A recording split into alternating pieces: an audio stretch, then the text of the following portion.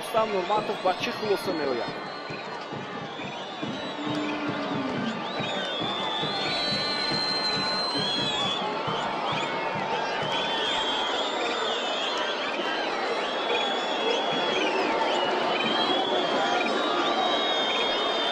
خب وقتی اساسی هم به انجام رسید تماشاگران عزیز.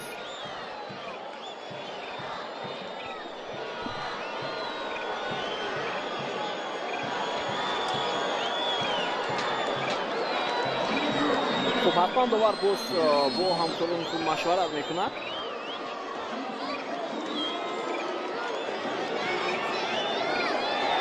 و نقطه به نقطه همه چیز حالا حساب و کتاب کرده می شود.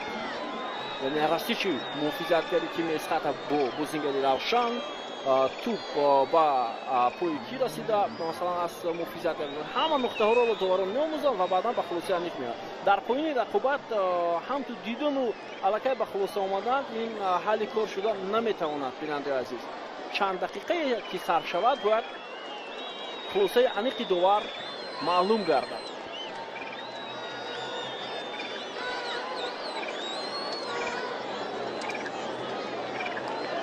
خیلی حالت دشوار.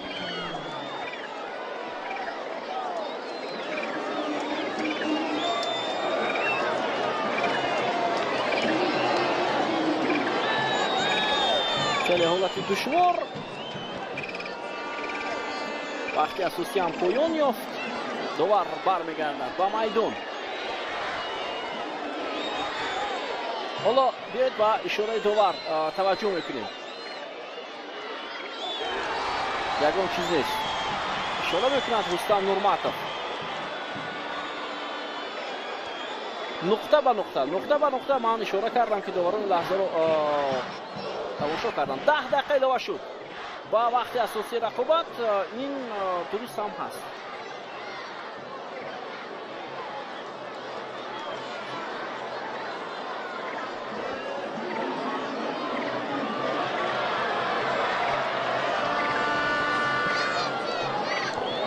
پرتاب جریمه‌گاه دسته اسخطه پایده بازی از سوی فوتبالبازی دسته روشن ویران کرده می شود.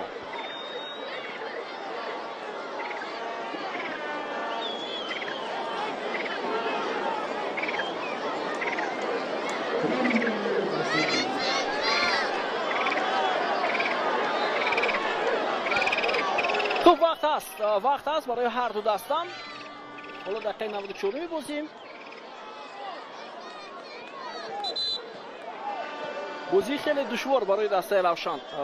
من بار دیگر ابراز میکنم که در نیمه اول خیلی خوب بودن فوتبالبازان دسته روشن، اما از چی باشد که در قسم دوم بازی دسته روشن خیلی ضعیف شد. خب بازیگر رقم 7 سنجر اخسیبویف عوض می شود و بچه فوتبالبازی رقم 5 محافظتگر محمد جان رستمov با میدان می آید.